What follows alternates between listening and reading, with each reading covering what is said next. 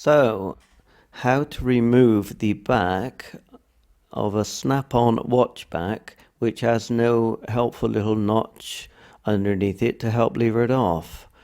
Now, I have to say that most of the videos on this subject will tell you to look out for the little notch underneath so that you can lever it with. But I've changed the batteries on literally dozens of watches, and I think on maybe 2 occasions I've come across that helpful little item. Most of them have no visible means of assistance, and it's just snapped firmly into place, leaving you to figure out the difficult part for yourself. Right, so we have the watch, and then we have a little piece of board. Could obviously be wood. This is fiberboard. But the important point is that it must have this little hole in it, the reason for which will be apparent in a moment. Then you need a slightly thicker block of wood, the edge of which should be approximately the width of the watch, enough to support it anyway, okay? It doesn't have to be any particular size. I just happened to find this piece in the shed. The reason is to attach the watch to the edge of it in this manner, so we'll do that in just a moment. The whole point of this really is to maintain the watch in a position of firm stability, because although you might not realize this, that tends to be the greater part of the problem, just keeping everything stable whilst you try to fiddle around with the back. So I'm going to put some padding to protect the watch face and be back with you in just a moment. What I need to do is to put a little bit of padding here just to protect the face of the watch. So I've folded over some kitchen towel, just to use stuff you have around the house, and I'll tag that onto the edge of the laminated board here. I'll just put a bit of ordinary sticky tape to hold it in place, if it'll stay where it's supposed to. Yep.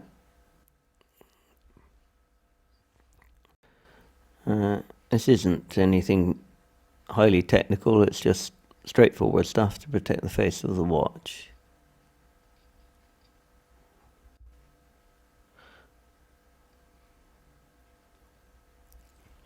Now, these are all items you'll probably have around your house.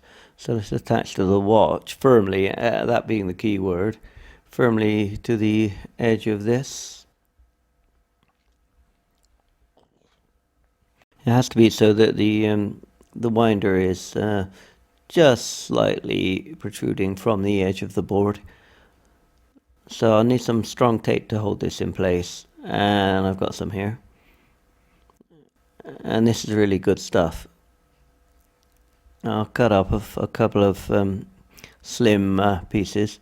This is so strong, this tape, I can barely remove it from the reel, but that's what you need to do the job. Let's get a couple of pieces. I'll cut some off and get back to you. I've cut 2 pieces of this tape, 2 narrow strips, and I'm going to secure the watch firmly to the edge of the board using the outer lugs of the watch, the metal parts, rather than putting the stress on the strap. Obviously, I'm being careful not to infringe upon the actual back of the watch, which I will be needing to remove. Now, this is nice strong tape. You don't want to use any rubbish tape on this job. It wouldn't be strong enough. So that's firmly secured now.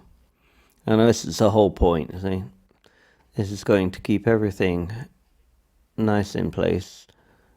And the inner edge of the watch is more or less level with the edge of the board, with only the winding stem protruding, and the wood with the hole in it comes into play now, so that the winder can sit safely in the hole so that it won't be impacted against anything, for reasons you'll see in a moment. So we put that through there, rest it down onto a flat surface, and then I want to secure it by using a couple of C-clamps or G-clamps, depending which part of the world you come from. As you see, the clamps are now firmly in place, and we have a couple of extra tools here. One is this small hammer, just to apply pressure, but don't panic, the watch will come to no harm. And a sharp-edged implement. This is obviously crucial. Anything you have with a nice sharp but firm edge will be fine. This just happens to be a piece of blade out of this type of knife. Okay? It's substantial. It's more heavy duty than, say, a razor blade, which simply wouldn't be strong enough. The thing now is to insert this carefully so as to separate the back of the watch from the main body, and I'll try to get a better camera angle for you too. Alright, the most difficult thing about this job is getting the camera angles right. Okay, so what you do, you take your blade, you locate the point where the back of the watch meets the body of the watch, and you just put it in place. Because the blade is so narrow, you can easily locate it there, possibly on a slight angle so it won't just skim off.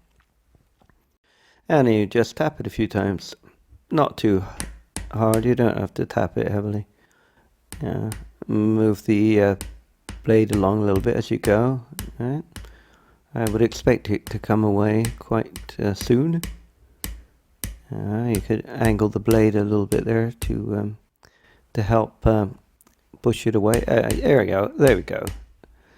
And there you are. The back of the watch is now detached.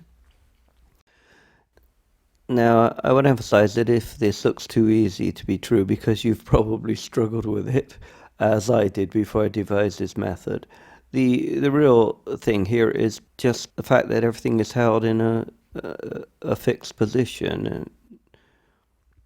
The clamps are holding everything, and the watch isn't going anywhere. That's firmly secured. The winding stem is safely protected in the recess of the hole, and I padded it anyway at the front, so the watch will come to no harm. Alright, let's remove this. I mean, I suppose if you have a watch worth £50,000, which was presented to you upon your knighthood by the Queen, you might want to take it to jewelers, but then you could afford to. But no, for normal watches, I've never had one suffer the slightest damage. There we are.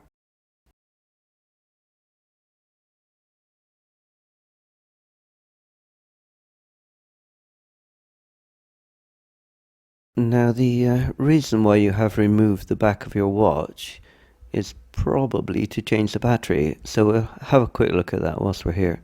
Watch batteries are small and round, as you see here. Now, the way to get them out is usually not too difficult. You just get an implement like this and then flip it a few times until it pops out. There we are. Okay. There is your watch battery. Now, it will have an identifying number written on the back. This one is LR626. It's engraved in very small lettering, so you probably need a magnifying glass to see what your number is to get the correct replacement. So you get a replacement battery. This one is actually okay, so I'm putting it back in anyway. But you get another LR626 if that's your number, and then you slip it back in. There you are. Not too difficult to put in at all. Can be a bit fiddly, but not, and all you need to do is to reinstall the back of your watch. Now, I have heard from various sources that the back can almost be as difficult to put back as it was to remove. So I'll set something up and I'll show you how I do it. Alright, when most people try to replace the back of the watch, what they do is they do it like this. They hold it in this manner and start pressing, and unless you're very lucky, it's really difficult to exert the even pressure.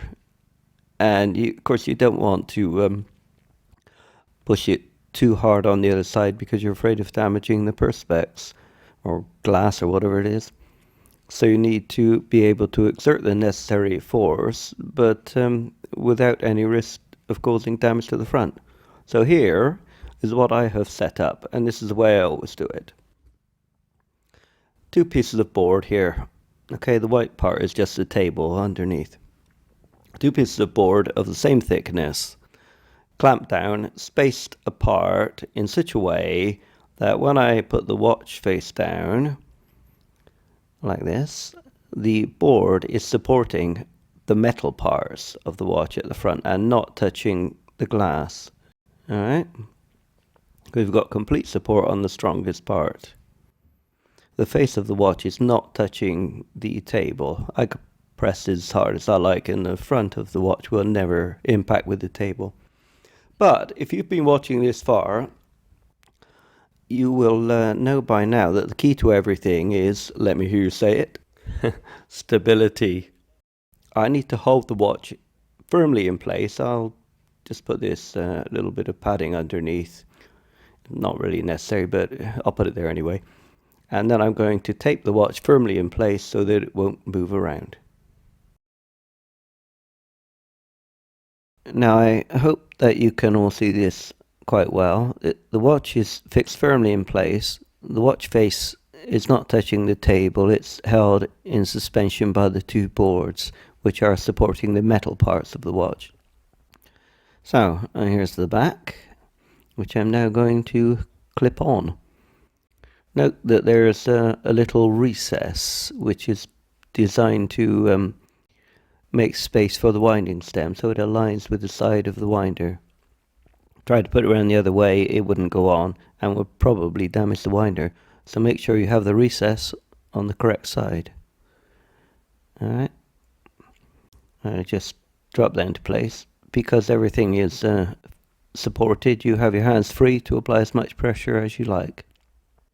So let's give it a go. There we are. That's it. Alright, that's the back clipped on. Problem solved and job done. I hope you found this video useful and thanks for watching.